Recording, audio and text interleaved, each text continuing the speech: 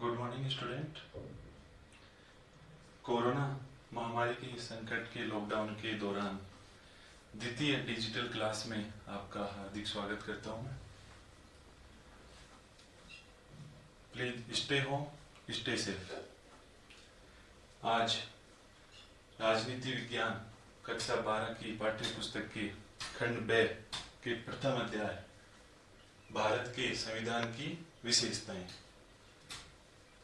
के प्रमुख टॉपिक प्रस्तावना के साथ मैं आपके सामने हाजिर हूं। ये प्रस्तावना जो टॉपिक है न केवल एकेडमिक कक्षाओं के लिए बल्कि कंपटीशन कक्षाओं के लिए भी, चाहे आपके पटवारी, पुलिस कांस्टेबल, रेलवे से लेकर के आरपीएससी और यूपीएससी द्वारा कंडक्ट करवाई जाने वाली विभिन्न प्रकार के एग्जाम्स के लिए सबसे इंपॉर्टेंट टॉपिक के रूप में सामने आता है प्रस्तावना। इसी के बारे में आज अपन विस्तार से चर्चा करने जा रहे हैं। प्रस्तावना भारतीय संविधान में प्रस्तावना का जो विचार है वो अमेरिका के संविधान से लिया गया है। अर्थात भारतीय संविधान में प्रस्तावना, जिसको उद्देशिका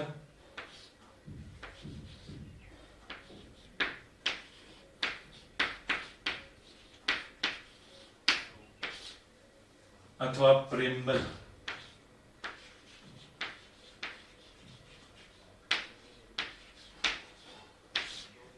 के नाम से भी जाना जाता है, उसका जो विचार है वो लिया गया है। प्रस्तावना का विचार संयुक्त राज्य अमेरिका के संविधान से।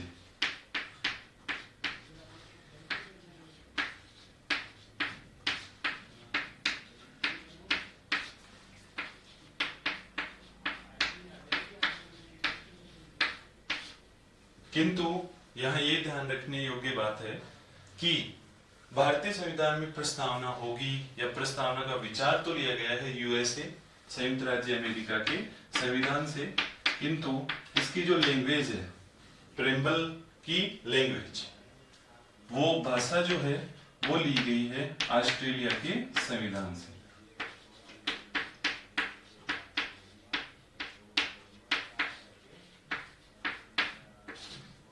बहुत महत्वपूर्ण ध्यान रखने योग्य माइनर डिस्टेंस या डिफरेंस के साथ छोटी सी बात आपको ध्यान रखनी है कि भारतीय संविधान की प्रस्तावना का जो विचार है वो लिया गया है संयुक्त राज्य अमेरिका के कॉन्स्टिट्यूशन से, और इसकी जो भाषा है वो ली गई है ऑस्ट्रेलिया के संविधान से। भारतीय संविधान की जो प्रस्तावना है वो संविधान के संपूर्ण उद्देश्यों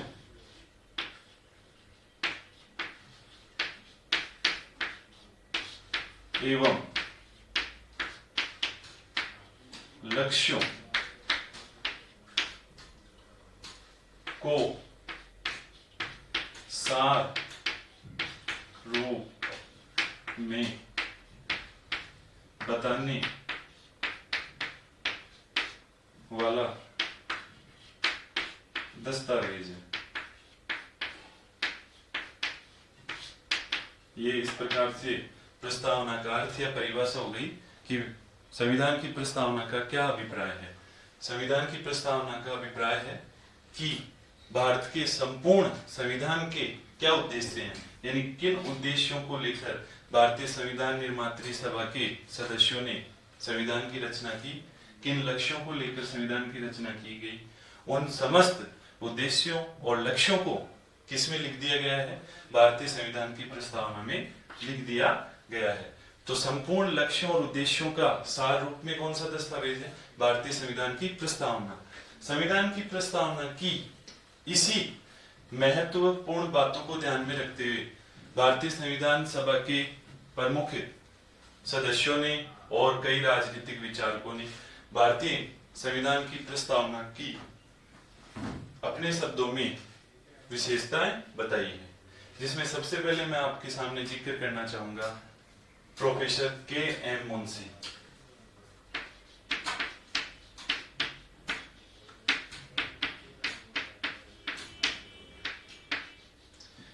संविधान सभा के सदस्य थे।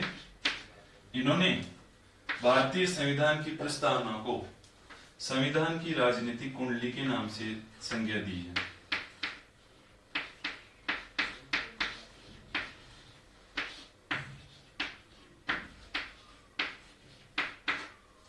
अर्थात आप भारतीय संविधान किस रूप में बनाया गया है, ये किन उद्देश्यों और लक्ष्यों को लेकर बनाया गया है, इसके बाद में किस प्रकार से काम करेगा, ये समस्त प्रकार की बातें के मुंशी के एक शब्द कि ये संविधान की राजनीतिक कुंडली है, इससे स्पष्ट हो जाता है।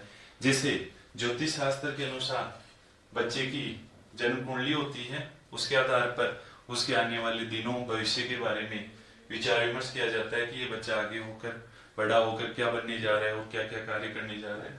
ठीक उसी प्रकार भारतीय संविधान की प्रस्तावना भी ये बताती है कि भारतीय संविधान क्यों बनाया गया है, किन उद्देश्यों और लक्ष्यों को लेकर बनाया गया है और ये आने वाले समय में किन किन लक्ष्यों की प्राप्ति सुनिश्चित करेगा।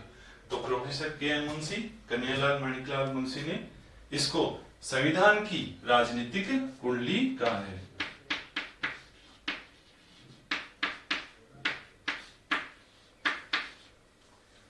इसके बाद मैं बात करता हूं भारतीय संविधान सभा के ही दूसरे सदस्य ठाकुर दास भार्गव।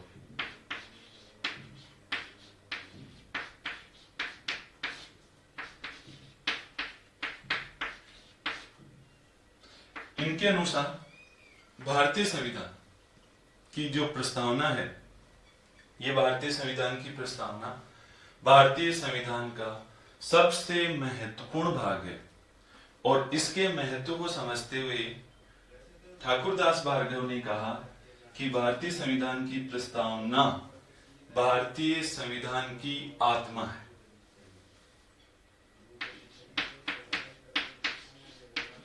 यहां कंफ्यूज होने की आवश्यकता नहीं है, क्योंकि इसी के साथ एक बार आपके माइंड में जरूर ये बात आई होगी कि भीमराव अंबेडकर जी ने तो संविधान के आर्टिकल 32, संविधान के अनुच्छेद 32 में उल्लेखित संवैधानिक उपचारों के अधिकार को संविधान की आत्मा की संज्ञा दी है। तो फिर संविधान की आत्मा दो है क्या?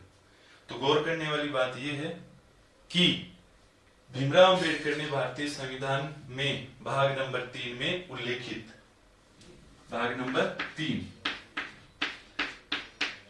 जो भारतीय संविधान का मैग्ना कार्टा कहलाता है, मूल अधिकार जिसमें उल्लिखित है,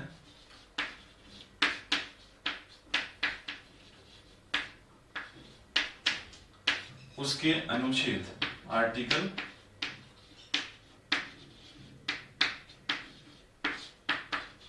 32 को संविधान की आत्मा या हृदय का नाम दिया है। लेकिन ठाकुरदास भार्गव ने भारतीय संविधान की प्रस्तावना को संविधान की आत्मा का नाम दिया है।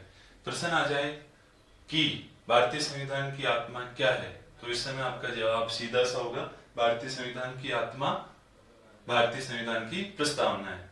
जब तक डॉक्टर भीमराव अंबेडकर जी का नाम लेकर नहीं पूछ लिया जाए कोई क्वेश्चन, तब तक आपका जवाब भारतीय संविधान की आत्मा कौन है, भारतीय संविधान की प्रस्तावना ही संविधान की आत्मा या हृदय है। ऐसा कैसा ही संविधान की आत्मा बताने वाला एक सेंटेंस कहा पंडित जवाहरलाल नेहरू ने। उनके अनुसार भी भारतीय संविधान की प्रस्तावना संविधान की आत्मा है। इसके अलावा N.A. पालकीवाला, नानी पालकीवाला,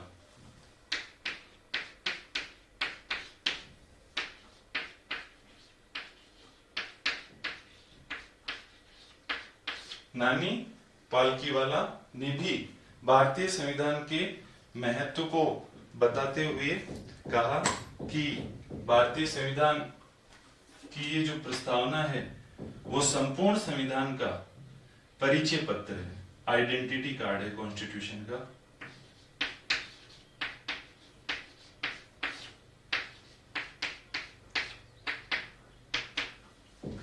अर्थात भारतीय संविधान की प्रस्तावना की विशेषता बताते हुए नानी पालकीवाला ने क्या कहा कि भारतीय संविधान की प्रस्तावना भारतीय संविधान का आइडेंटिटी कार्ड या परिचय पत्र है।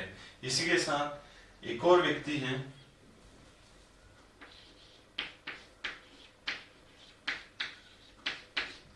अल्लादी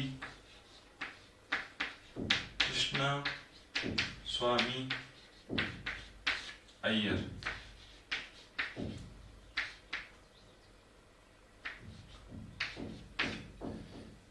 इन्होंने भारतीय संविधान की प्रस्तावना को भारत के दीर्घकालीन स्वप्नों की विवेचना कहा।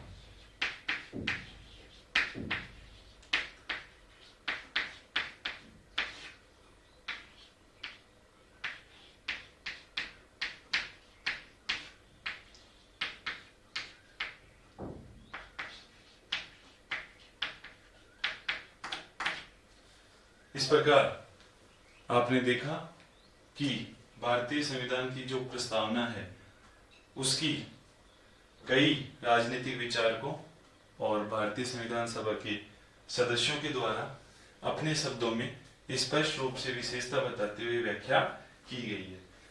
तो ये भारतीय संविधान की प्रस्तावना के रूप में प्रमुख व्यक्तियों के वक्तव्य थे, जिसके बारे में कई बार प्रश्न पूछ लिए जाते हैं। अब अपन भारतीय संविधान की प्रस्तावना के बारे में स्पष्ट रूप से अध्ययन करने जा रहे हैं, विस्तार से अध्ययन करने जा रहे हैं। भारतीय संविधान की प्रस्तावना सबसे पहले आपके सामने आई पंडित जवाहरलाल नेहरू, जो संविधान सभा के सदस्य थे।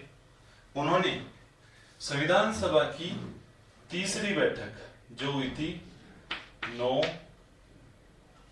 दिसंबर 1946 को प्रथम बैठक हुई, जिसके अध्यक्ष वयोवृद्ध व्यक्ति सच्चिदानंद सिन्हा थे। दूसरी जो बैठक हुई वो हुई थी 11 दिसंबर 1946 को, जिसके अध्यक्ष डॉक्टर राजेंद्र प्रसाद थे। और जो तीसरी बैठक हुई जिसके बारे में अपन जिक्र करने जा रहे हैं वो हुई थी 13 दिसंबर 1946 को। इस बैठक में भारतीय संविधान का उद्देश्य प्रस्ताव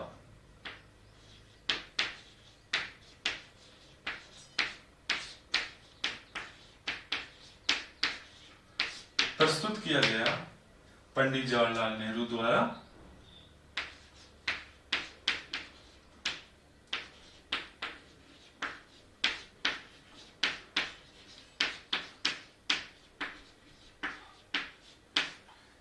जिसको संविधान सभा ने, इस उद्देश्य प्रस्ताव को संविधान सभा ने 22 जनवरी 1947 को पारित कर दी। अर्थात भारतीय संविधान की प्रस्तावना की शुरुआत होती है 13 दिसंबर 1946 के दिन संविधान सभा के समक्ष पंडित जवाहरलाल नेहरू द्वारा रखे गए उद्देश्य प्रस्ताव से। और ये उद्देश्य प्रस्ताव संविधान सभा द्वारा पारित कर दिया गया 22 जनवरी 1947 को। ये जो भारतीय संविधान की प्रस्तावना है, इसको आपने काफी बार सुना है, देखा है, पढ़ा है। आजकल तो सभी सरकारी स्कूल्स में असेंबली के दौरान, प्रार्थना सभा के दौरान इसका वाचन भी राजस्थान के शिक्षा मंत्री महोदय द्वारा अनिवार्य कर दिया गया है, क्योंकि यही वो है जिसके तहत भारत के समस्त आम नागरिकों को भी अपने अधिकारों, कर्तव्यों का बोध होता है। भारतीय संविधान की प्रस्तावना ब्रीफली मैं एक बार आपके सामने बोल के बता रहा हूं, उसके बाद हम भारतीय संविधान की प्रस्तावना की अध्ययन के हिसाब से वर्गीकरण करके विस्तार से विवेचन करेंगे। Good morning students. कोरोना संकट के लॉकडाउन के दौरान डिजिटल क्लास में मैं आपका अपना दीप सर आपके हार्दिक स्वागत और अभिनंदन करता हूं।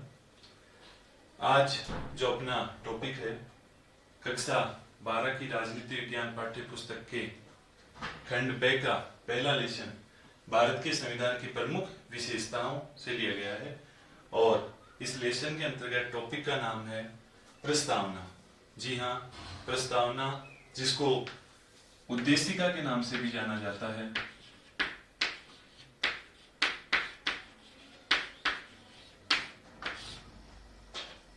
इसको अंग्रेजी में प्रीएम्बल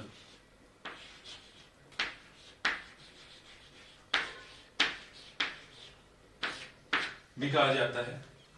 ये प्रस्तावना नामक टॉपिक आपके ना केवल academic classes 11th 12th graduation, post graduation, बल्कि कंपटीशन एग्जाम में भी कांस्टेबल से लेकर के आपके आरपीएससी और यूपीएससी जितने भी एग्जाम ऑर्गेनाइज करवाती है उसमें भी सबसे महत्वपूर्ण टॉपिक के रूप में उभर कर सामने आता है प्रस्तावना। इसी के बारे में अपन विस्तार से चर्चा करेंगे।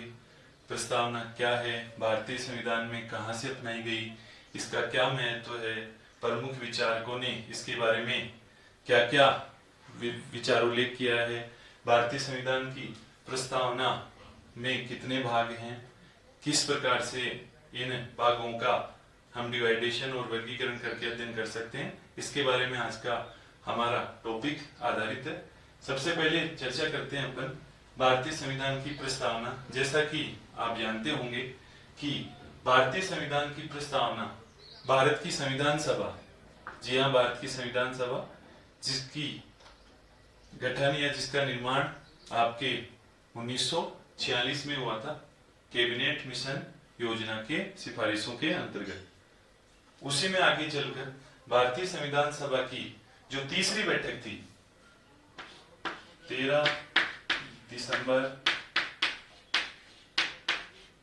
1946, इस तीसरी बैठक, आप जानते होंगे कि भारतीय संविधान सभा की प्रथम बैठक संविधान बनाने के लिए 9 दिसंबर 1946 को हुई, जिसके प्रथम अध्यक्ष जो अस्थायी अध्यक्ष के नाम से भी जाने जाते हैं डॉक्टर सचिदानंद सिन्हा थे, और इसकी दूसरी जो बैठक है वो हुई थी 11 दिसंबर 1946 को, जिसमें इसके स्थायी अध्यक्ष इस संविधान सभा को मिले, वो थे राजेंद्र प्रसाद। लेकिन मैं बात करने जा रहा हूं संविधान सभा की तीसरी बैठक जो हुई थी 13 दिसंबर 1946 को। इस तीसरी बैठक में पंडित जवाहरलाल नेहरू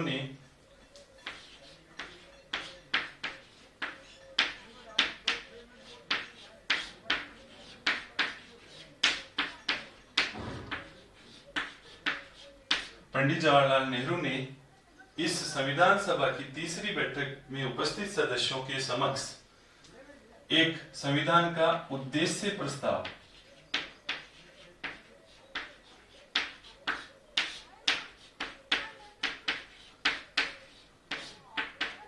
प्रस्तुत किया।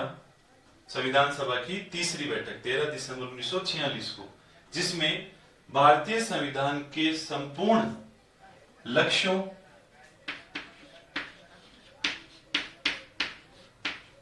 एवं उद्देश्यों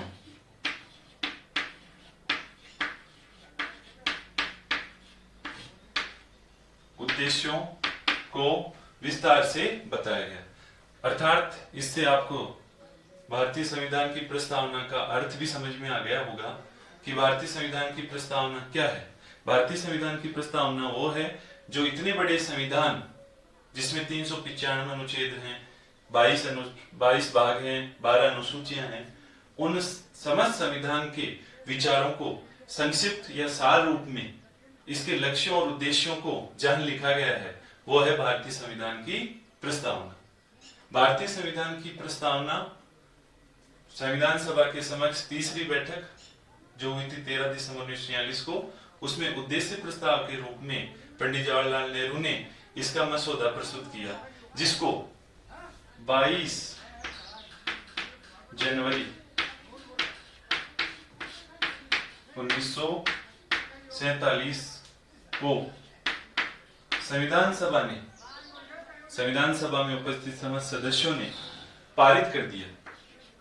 अर्थात जो उद्देश्य प्रस्ताव संविधान सभा की तृतीय बैठक 13 दिसंबर 1946 को पंडित जवाहरलाल नेहरू द्वारा प्रस्तुत किया गया, उस संविधान सभा के समक्ष उपस्थित किए गए उद्देश्य प्रस्ताव को संविधान सभा ने 22 जनवरी 1947 को पारित कर दिया।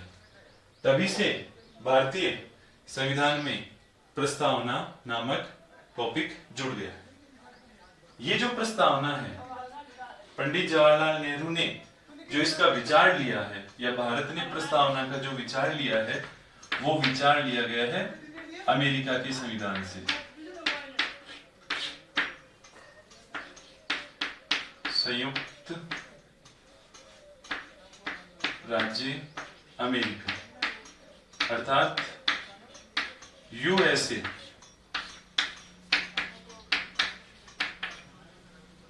और भारतीय संविधान की प्रस्तावना की जो भाषा है, लैंग्वेज है, वो अपनाई गई है ऑस्ट्रेलिया के संविधान से।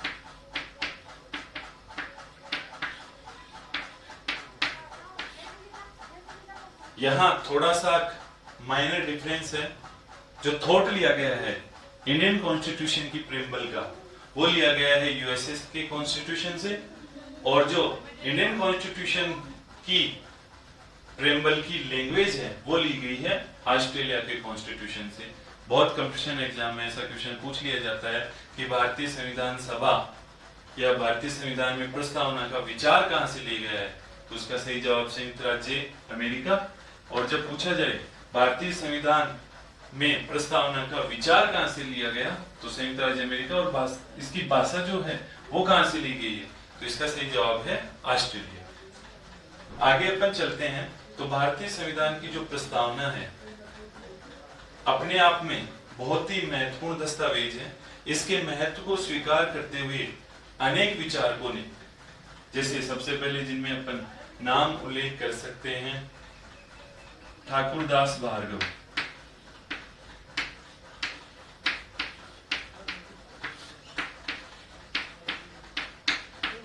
ठाकुरदास भार्गव ने भारतीय संविधान के अंतर्गत प्रस्तावना के महत्व को बताते हुए इस प्रस्तावना को संविधान की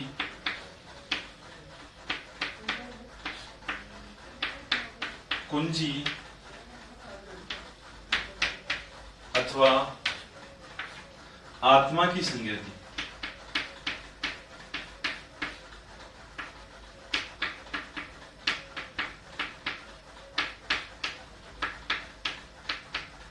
ठाकुरदास भार्गव जो संविधान सभा के सदस्य भी थे, इन्होंने भारतीय संविधान की प्रस्तावना को संविधान की कुंजी या आत्मा की संज्ञा दी। इसके साथ पंडित जवाहरलाल नेहरू ने भी लगभग ऐसा ही सेंटेंस कहा कि भारतीय संविधान की प्रस्तावना भारतीय संविधान की आत्मा है। यहाँ आपको ये थोड़ा सा ध्यान रखना होगा कि डॉक्टर भीमराव अंबेडकर ने भारतीय संविधान के भाग नंबर 3 में उल्लेखित मौलिक अधिकारों को, जिसमें विशेषतः अनुच्छेद 32 के अंतर्गत, आर्टिकल 32 के अंतर्गत संवैधानिक उपचारों का जो अधिकार है, उसको संविधान की आत्मा या हृदय की संज्ञा दी। किंतु ठाकुरदास भार्गव और पंडित नेहरू ने संविधान की प्रस्तावना को संविधान की कुंजी आत्मा की संज्ञा दी है।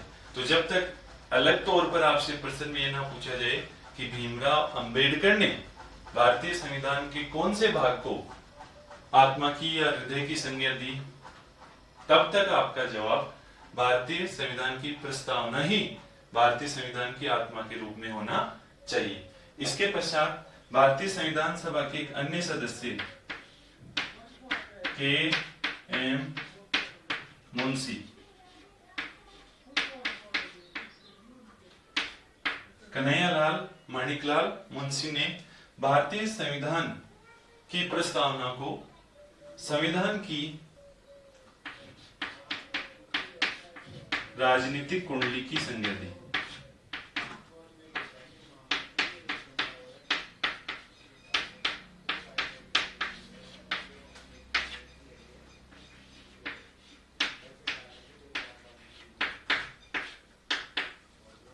के एम मुंशी, कन्हैयालाल माणिकलाल मुंशी ने संविधान की राजनीतिक कुंडली की संज्ञा किसको दी? संविधान की प्रस्तावना को। अर्थात जिस प्रकार ज्योतिष शास्त्र के अंतर्गत किसी बालक की जन्म कुंडली के आधार पर यह पता लगाया जाता है कि ये बच्चा आने वाले वक्त में कैसा बर्ताव करेगा, किन किन उपलब्धियों को प्राप्त करेगा, इसके लक्ष्य और उद्देश्य क्या रहने वाले हैं, ठीक वैसे ही के मुंशी ने भारतीय संविधान की प्रस्तावना को बताते हुए कहा कि ये संविधान की लक्ष्यों को, उद्देश्यों को बताने वाली राजनीतिक कुंडली है। इसके बाद आप नाम ले सकते हैं एन ए पालकी वाला। एन ए पालकी वाला, नानी पालकी वाला ने भारतीय संविधान की प्रस्तावना को संविधान का आइडेंटिटी कार्ड अर्थात परिचय पत्र कहा है। इसके अतिरिक्त अल्लादी कृष्ण स्वामी अय्यर,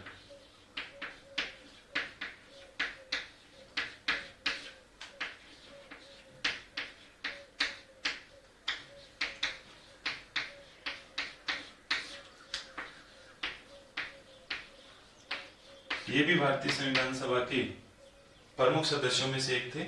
इन्होंने भी भारतीय संविधान की प्रस्तावना का महत्व स्वीकार करते हुए इसे भारत के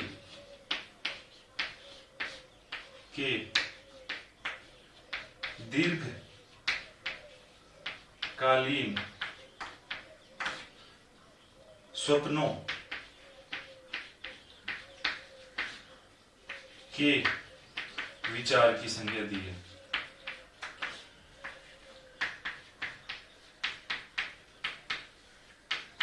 अर्थात अल्लादी कृष्ण स्वामी अय्यर, जो भारतीय संविधान सभा के महत्वपूर्ण सदस्यों में से एक थे, इन्होंने भारतीय संविधान की प्रस्तावना को भारत के दीर्घकालीन स्वप्नों के विचार की संज्ञा दी है। ये तो ही भारतीय संविधान के बारे में प्रमुख महान राजनीतिक विचारकों और संविधान सभा के सदस्यों के कुछ विचार। तो ये इतने महत्वपूर्ण विचारों वाली और भारतीय संविधान के बारे में जो कहा जाता है कि ये संविधान के मूल लक्ष्यों और उद्देश्यों का मसौदा है, दस्तावेज है, उसके बारे में प्रमुख विचारकों के विचार हमने पढ़े। अब अपन पढ़ेंगे कि ये जो प्रस्तावना है इसमें कितने भागों में बांटकर हम इस प्रस्तावना का अध्ययन कर सकते हैं।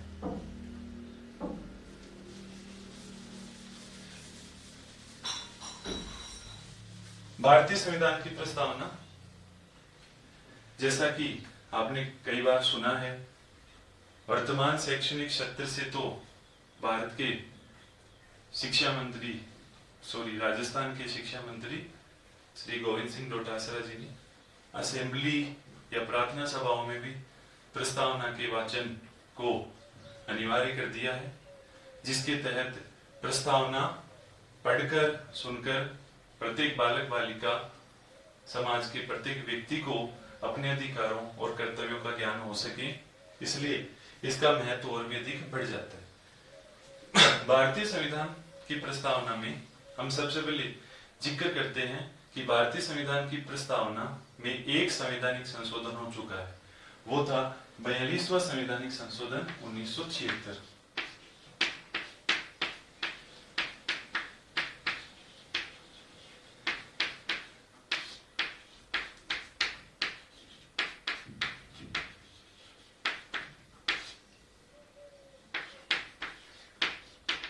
जिसके तहत भारतीय संविधान की प्रस्तावना में समाजवाद,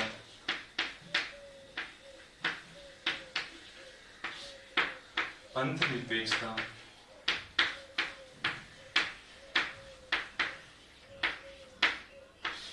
एवं अखंडता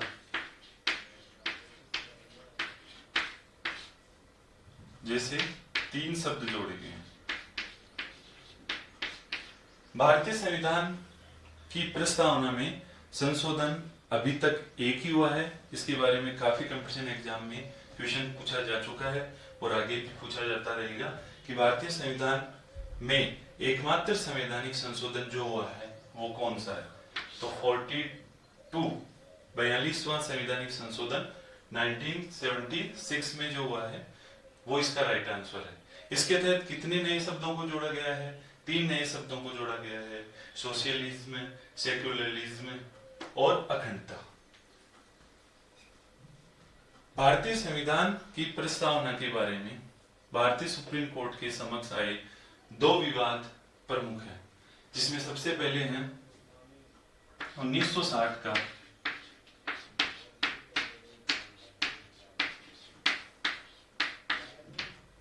बेरुबारी बनाम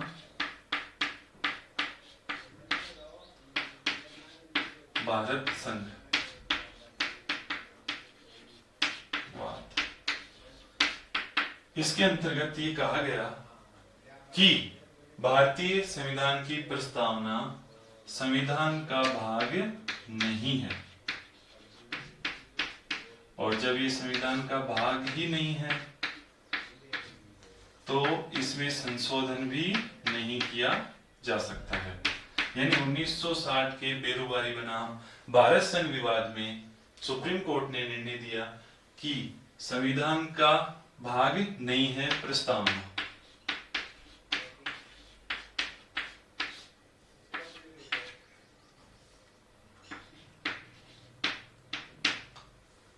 और दूसरा इसमें निर्णय दिया गया कि इसमें संशोधन संभव नहीं, यानी कोई अमेंडमेंट नहीं हो सकता संविधान की प्रेम्बल में।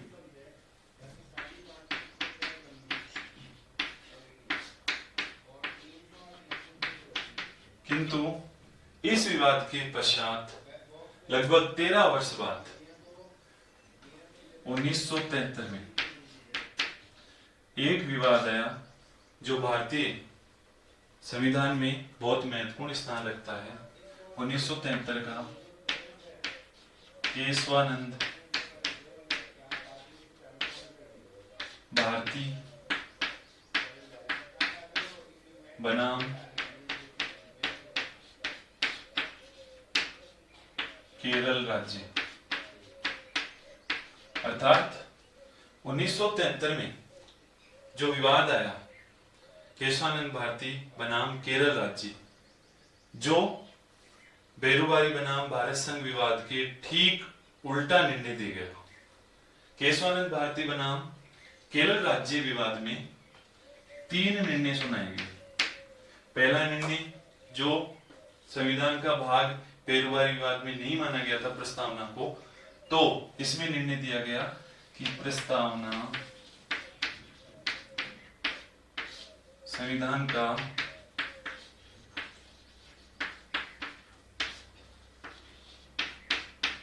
भाग है।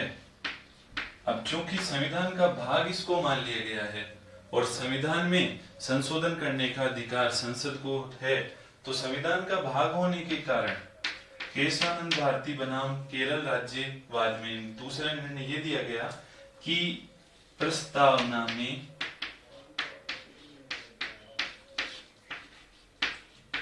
संशोधन किया जा सकता है।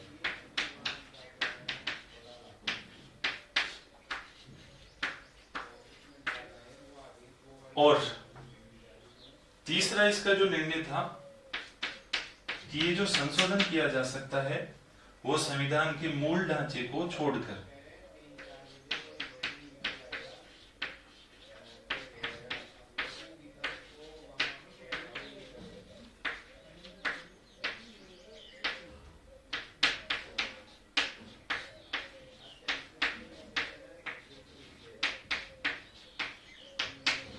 संविधान के मूल ढांचे की अवधारणा, संविधान की मूल संरचना की अवधारणा भारतीय राजनीतिक इतिहास में सर्वोच्च न्यायालय के कौन से निर्णय द्वारा सामने आई?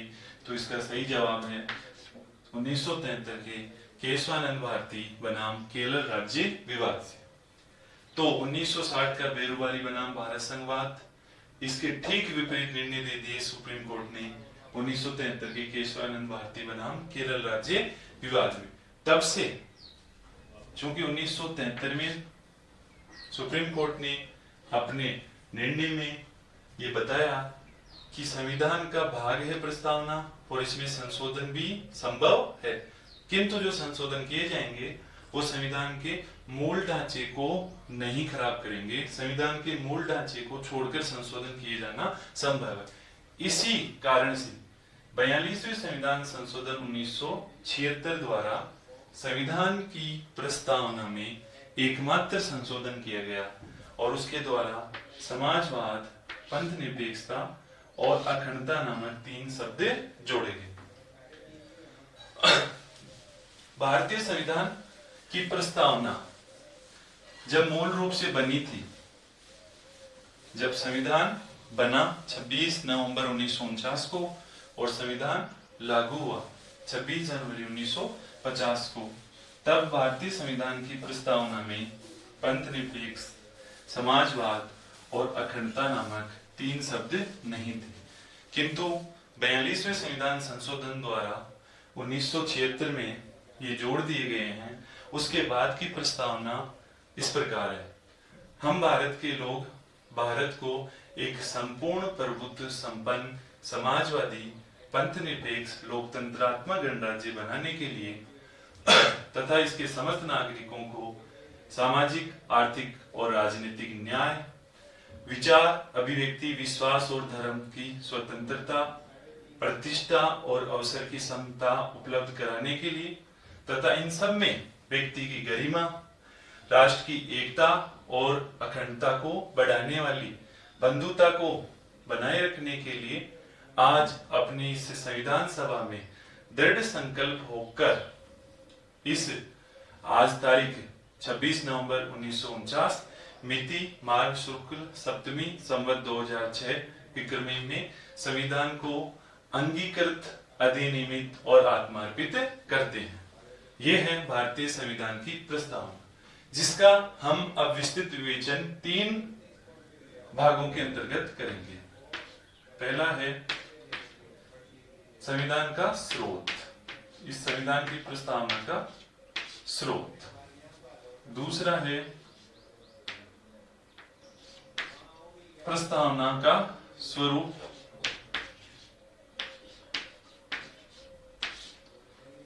और तीसरा है इसके उद्देश्य।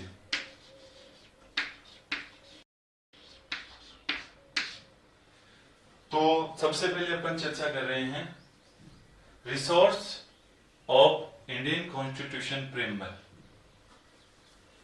इसका जो प्रमुख रूप से स्रोत है, हम भारत के लोग, अर्थात भारत के लोग, we are the people of India.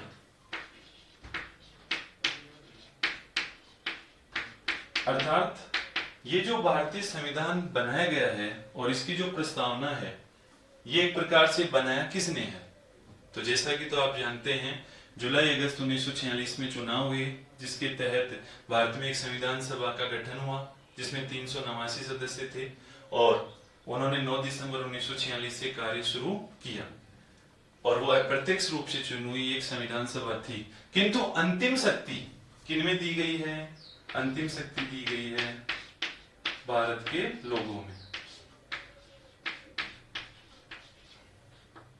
अंतिम शक्ति दी गई है भारत के लोगों में। भारत में महत्वपूर्ण रूप से जो संविधान बनाया है, संविधान सभा ने बनाया, लेकिन इसको अंगीकृत, अधिनियमित और आत्मार्पित करने वाली शक्ति का नाम क्या है? भारत के लोग। क्योंकि भारतीय संविधान की प्रस्तावना की प्रथम लाइन ये उल्लेख करती है कि we are the people of India, हम भारत के लोग। तो भारतीय संविधान को अंगीकृत, अधिनियमित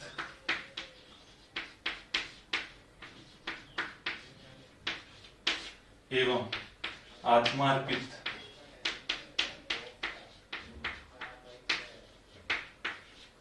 करने वाले लोग कौन है? भारत के लोग। तो ये संविधान का स्रोत है, यानी भारतीय संविधान को किसने बनाया है, कौन है जिसने स्वीकार किया है, किसने अंगीकृत किया है, किसने अधिनियमित किया है और किसने अपनी आत्मा को अर्पित किया है? तो वह है भारत के लोग। अब है इसका स्वरूप, यानी भारतीय संविधान की प्रस्तावना में भारतीय राज्य या राज व्यवस्था का स्वरूप कैसा होगा। तो उसमें सबसे पहले 5 शब्द आपके सामने आए थे। हम भारत के लोग भारत को एक, पहला आता है संपूर्ण प्रभुत्व संपन्न।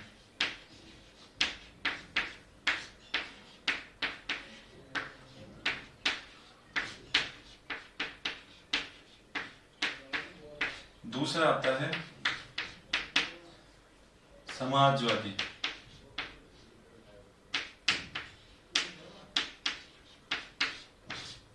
तीसरा आता है पंथ निरपेक्ष।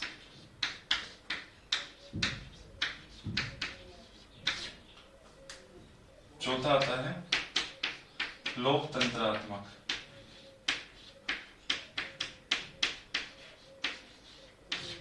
और पांचवा है गणराज्य।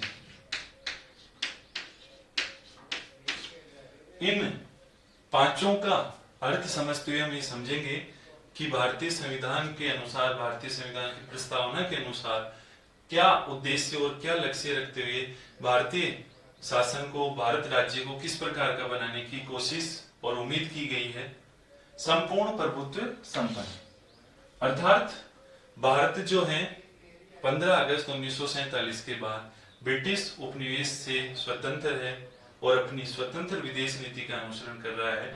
अतः भारत क्या है, संपूर्ण प्रभुत्व संपन्न है। इसका अर्थ है कि आंतरिक और बाह्य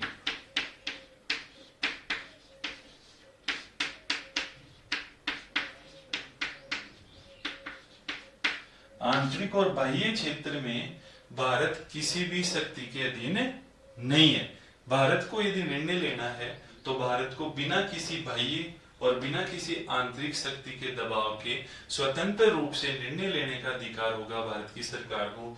यही संपूर्ण प्रभुत्व संपन्नता का मतलब है। दूसरा है समाजवादी, सोशलिज्म। भारत की जो व्यवस्था होगी वो समाज के समस्त लोगों के लिए होगी। चूंकि भारत के प्रथम प्रधानमंत्री पंडित जवाहरलाल नेहरू समाजवाद के पुरोधा थे और लोकतांत्रिक समाजवाद के जनक भी पंडित जवाहरलाल नेहरू थे, तो इन्होंने भारत के लिए ना तो पूंजीवादी मॉडल अपनाया और ना ही इसके विपरीत साम्यवादी मॉडल अपनाया, बल्कि भारत के लिए पंडित नेहरू ने एक तीसरे प्रकार की अर्थव्यवस्था का मॉडल अपनाया जिसको कहा गया मिश्रित अर्थव्यवस्था, जिसमें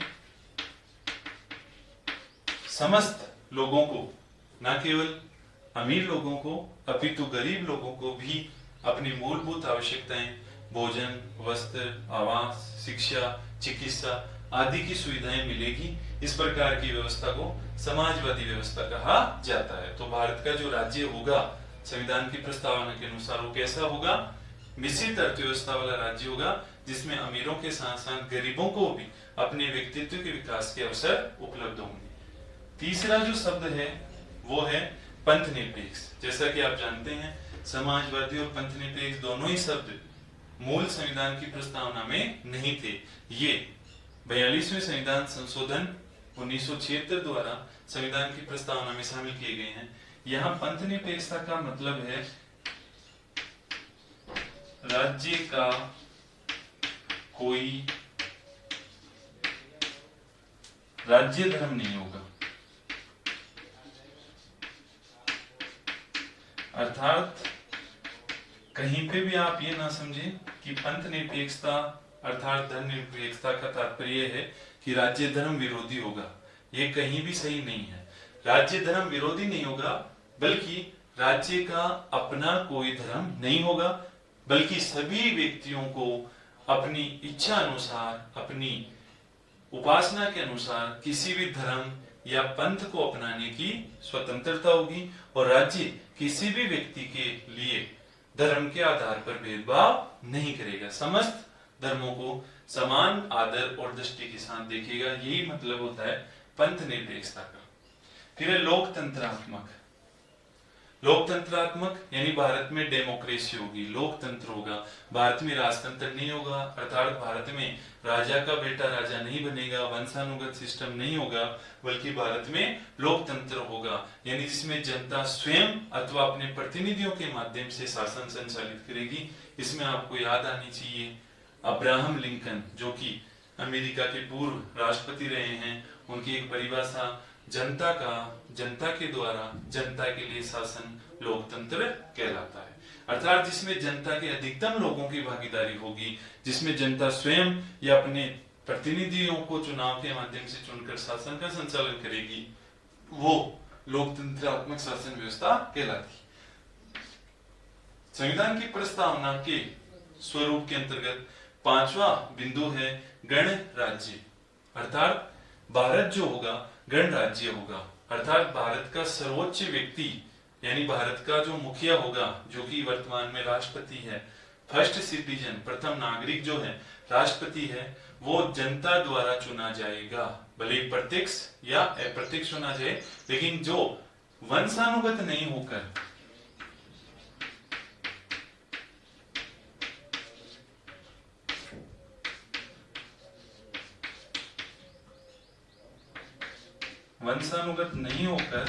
निर्वाचित होगा, वो गणराज्य कहलाता है।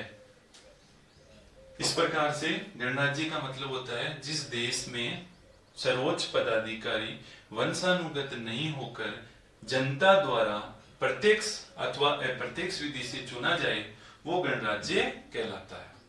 अब है इसके उद्देश्य। भारतीय संविधान की प्रस्तावना में संविधान के उद्देश्यों को भी स्पष्ट किया गया है, जिसमें सबसे पहले आता है न्याय।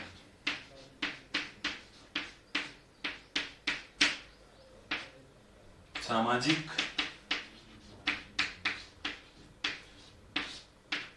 आर्थिक एवं राजनीतिक न्याय।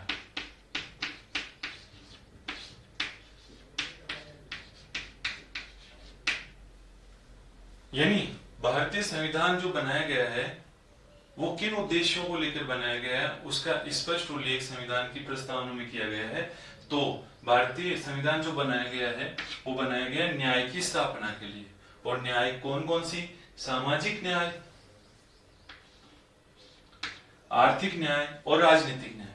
अर्थात सामाजिक न्याय, समाज में सभी के साथ समानता का व्यवहार होगा, ऊंच नीच का व्यवहार नहीं होगा, समाज के समस्त लोगों में बिना किसी भेदभाव के पालन पोषण किया जाएगा और उनको अपने सर्वांगीण विकास और व्यक्तित्व विकास के समान अवसर मिलेंगे। फिर है आर्थिक न्याय, अर्थात सभी व्यक्तियों की मूलभूत आवश्यकताओं की पूर्ति करना राज्य का, सरकार का दायित्व होगा।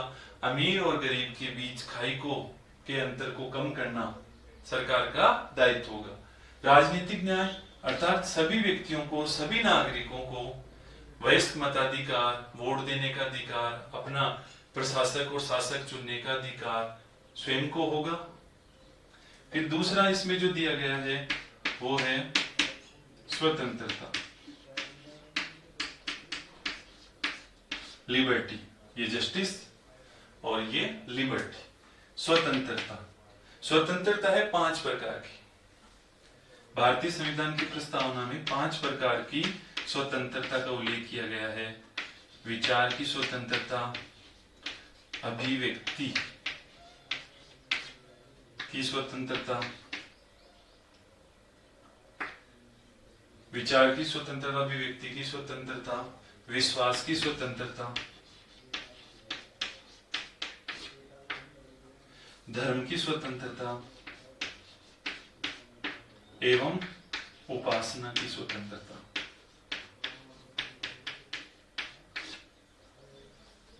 स्वतंत्रता 5 प्रकार की है। विचार की स्वतंत्रता, अभिव्यक्ति की स्वतंत्रता, विश्वास की स्वतंत्रता, धर्म की स्वतंत्रता और उपासना की स्वतंत्रता। अर्थात भारतीय संविधान की प्रस्तावना में जो स्वतंत्रता है, सबसे पहले है विचार की, थॉट एक्सप्रेशन, यानी अपने विचार व्यक्त कर सकते हैं किसी भी सभा और संगठन में, अपने विचारों को किसी के सामने अभिव्यक्त कर सकते हैं। फिर है विश्वास की स्वतंत्रता, आप किसी भी पंथ में, धर्म में विश्वास कर सकते हो। धर्म की स्वतंत्रता जो आर्टिकल 25 से 28 तक धार्मिक स्वतंत्रता के मूल अधिकार में भी शामिल किया गया है। इसके तहत भारत के प्रत्येक व्यक्ति को किसी भी धर्म का और उपासना पद्धति का अनुसरण करने की छूट है। राज्य का कोई धर्म नहीं होगा। किसी भी धर्म और उपासना पद्धति के अनुसार राज्य में व्यक्ति अपना धर्म कर सकते हैं और उपासना पद्धति अपना सकते हैं। इसके पश्चात तीसरा है समानता।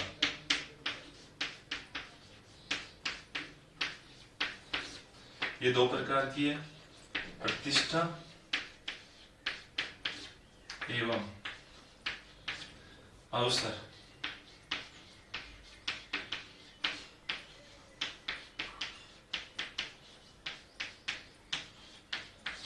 अर्थात राज्य किसी भी व्यक्ति को अनावश्यक रूप से प्रतिष्ठित नहीं करेगा, सभी व्यक्तियों को समान प्रतिष्ठा देगा। केवल शिक्षा और सेना को छोड़कर भारतीय संविधान में उपाधियों को भी निषेध कर दिया गया आर्टिकल 18 के तहत। यानी किसी व्यक्ति को जन्म विशेष के कारण कोई विशेष प्रतिष्ठा का हकदार नहीं माना गया है। सभी व्यक्ति समान रूप से प्रतिष्ठित माने गए हैं, चाहे अमीर हो चाहे गरीब हो। फिर है अवसर की समानता। भारतीय संविधान के अनुच्छेद 16 में अवसर की समानता का स्पष्ट रूप से उल्लेख किया गया है। अवसर की समानता में आर्टिकल 16 में ये कहा गया है कि किसी भी व्यक्ति में जन्म, लिंग, वेशभूषा, धर्म, जन्म स्थान आदि के आधार पर भेदभाव नहीं होगा और सभी व्यक्तियों को रोक नियोजन में अवसरों की समानता होगी। सरकारी नौकरियों में अवसरों की समानता होगी। इसके पश्चात जो है वह है व्यक्ति की गरिमा।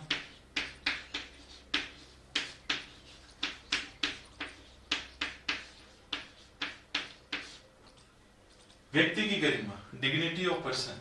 सभी व्यक्तियों को गरिमापूर्ण माना गया है और किसी भी व्यक्ति के साथ भेदभाव और अन्याय का व्यवहार अवांछनीय है। संविधान और संविधान की प्रस्तावना इसकी अनुमति नहीं देता है। इसके पश्चात राष्ट्र की एकता और अखंडता। राष्ट्र की एकता और अखंडता को बनाए रखना प्रत्येक नागरिक का कर्तव्य होगा। इसके लास्ट में 3 शब्द आते हैं। फिर अंगीकृत, अधिनियमित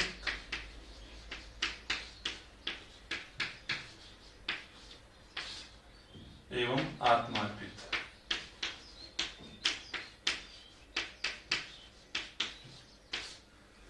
तो भारतीय संविधान को 26 नवंबर 1949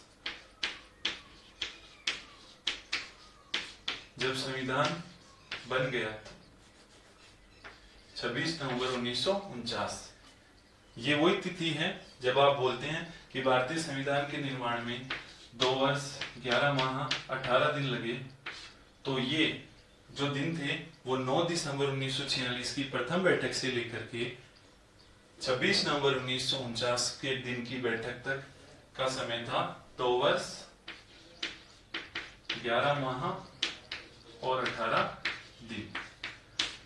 तो इस दिन 26 नवंबर 1949 को, चूंकि आप जानते हैं संविधान के लगभग 16 अनुच्छेद लागू भी कर दिए गए थे, हालांकि शेष अनुच्छेद आपको बाद में 24 जनवरी और 26 जनवरी 1950 को लागू किए गए, किंतु 16 अनुच्छेद इसी दिन लागू कर दिए गए। तो इस दिन ये कहा गया कि भारतीय संविधान को अंगीकृत, अधिनियमित और आत्मार्पित करने वाली शक्ति का नाम क्या है? वो है भारत की जनता। हम भारत के लोग, we are the people of India.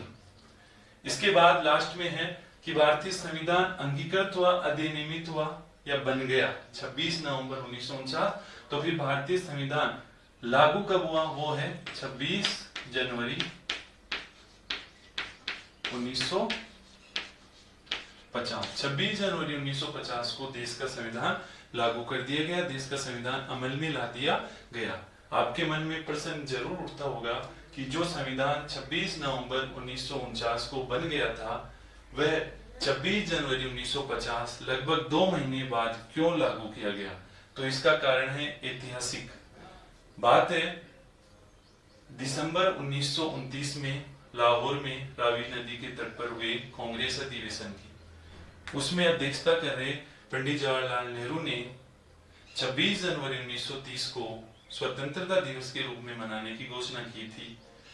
लेकिन क्योंकि भारतीय स्वतंत्रता 15 अगस्त के दिन को मिल गई, लॉर्ड माउंटबेटन योजना के तहत भारतीय स्वतंत्रता 15 अगस्त 1947 को हो गई, तो 26 जनवरी वाले दिन को भी यादगार और महत्वपूर्ण बनाए रखने के लिए भारतीय संविधान, जो कि 26 नवंबर 1949 को बन गया था, उसको 2 महीने तक स्थगित रख के 26 जनवरी 1950 को लागू किया गया। इस प्रकार हमने ये टॉपिक पढ़ा, भारतीय संविधान की प्रस्तावना, जो न केवल एकेडमिक कक्षाओं कक्षा 11-12 बल्कि कंपटीशन एग्जाम में भी इंपोर्टेंट होगा, ऐसी मैं आशा करता हूँ।